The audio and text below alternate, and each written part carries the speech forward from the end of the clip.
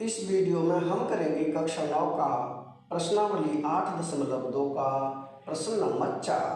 प्रश्न है ABCD एक समलंब है, यानी कि ABCD ये एक समलंब हमें दिया हुआ है जिसमें AB समांतर DC है, यानी कि जो AB है वो DC के समांतर है। साथ ही BD एक विकर्ण है, यानी कि जो BD है वो इसका विकर्ण है। और E भुजा AD का मध्य बिंदु है, यानी कि जो E है वो AD भुजा का मध्य बिंदु है। E से होकर एक रेखा AB के समांतर खींची गई है, यानी कि E से होकर AB के समांतर रेखा खींची गई है, यानी कि जो EF है वो AB के समांतर है। आगे है प्रश्न, जो BC को F पर प्रतिच्छेद करती है, यानी कि जो EF रेखा है वो BC को F पर प्रतिच्छेद करती है, यानी कि काटती है। दर्शाइए कि F भुजा BC का मध्य बिंदु है। हमें दिखाना है कि जो F है वो BC भुजा का मध्य बिंदु है। तो उसके लिए हमें दिया हुआ है जो AB है DC के समांतर है। पहले इसे यहाँ लिखें, यानी कि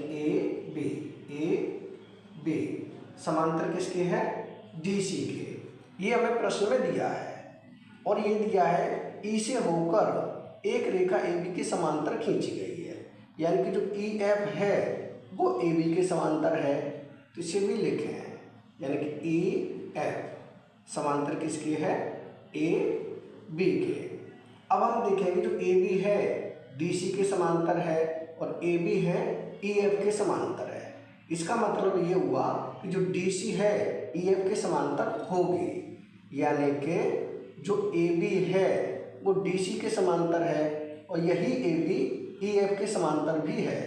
तो इसका मतलब ये हो जाएगा कि जो DC है वो EF के समांतर हो जाएगी। तो इसे हम लिख दें, यानी ये हो जाएगा DC समांतर किसके होगी? ये हो जाएगी EF के। इसका मतलब ये हो गया कि तीनों भुजा आपस में समांतर है। अब हम लेंगे त्रिभुज ABD, इस त्रिभुज को।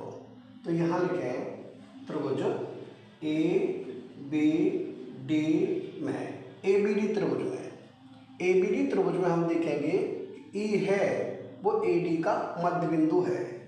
या लिखें E AD का मध्य बिंदु है।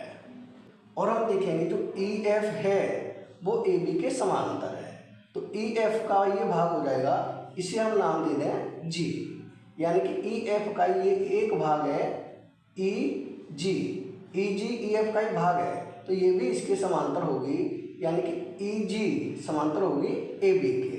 तो इसे भी लिख दें यहाँ, यानी कि EG किसके समांतर होगी? AB के। अब हमने ये देख लिया कि जो E है वो AB का मध्य बिंदु है और EG है AB के समांतर है। इसका मतलब ये हुआ जो G है BD का मध्य बिंदु होगा। कैसे होगा? ये हो जाएगा मध्य बिंदु प्रमेय के विलोम से। किससे हो जाएगा? ये हो जाएगा मध्य बिंदु प्रमेय के विलोम से।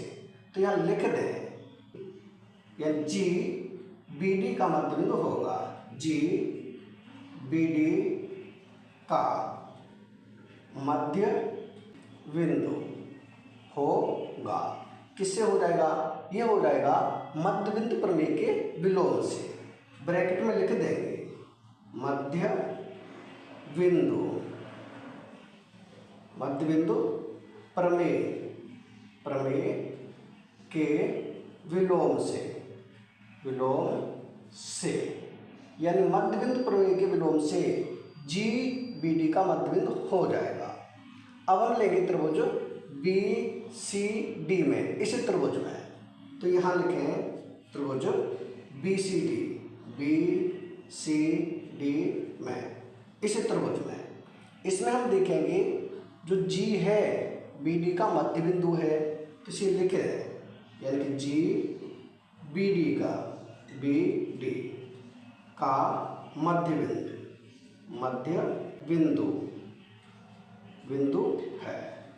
बिंदु है, यानी कि जो G है वो BD का मध्य बिंदु है। जो जी एफ होगी वो डी सी के समांतर है, क्योंकि ई एफ डी सी के समांतर है तो ई एफ का ये भाग है जी एफ, तो जी एफ समांतर हो जाएगी डी सी के। यहाँ लिख दें यानी कि डी सी समांतर किसके है, जी एफ के। अगर ये भुजा इसके समांतर है और जी बी डी का मध्य बिंदु है तो एफ बी सी का मध्य बिंदु होगा, ये हो जाएगा मध्य बिंदु प्रमेय के विलोम से। तो इसे हम लिख देंगे यानी कि एफ किसका, बी सी का, बी सी का मध्य बिंदु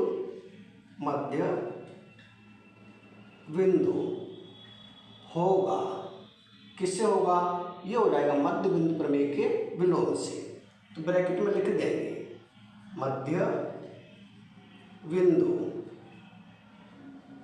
बिंदु प्रमेय के विलोम से यानी कि मध्य बिंदु प्रमेय के विलोम से एफ बी सी का मध्य बिंदु हो जाएगा। यही हमें सिद्ध करना था कि बी सी का मध्य बिंदु है एफ, तो हमने सिद्ध कर दिया कि एफ बी सी का मध्य बिंदु है, यही हो जाएगा हमारा उत्तर। यानी कि प्रश्न नंबर 4 हो चुका है कंप्लीट। अगर वीडियो पसंद आए तो लाइक करें, कमेंट करें, अपने दोस्तों के साथ शेयर करें। धन्यवाद।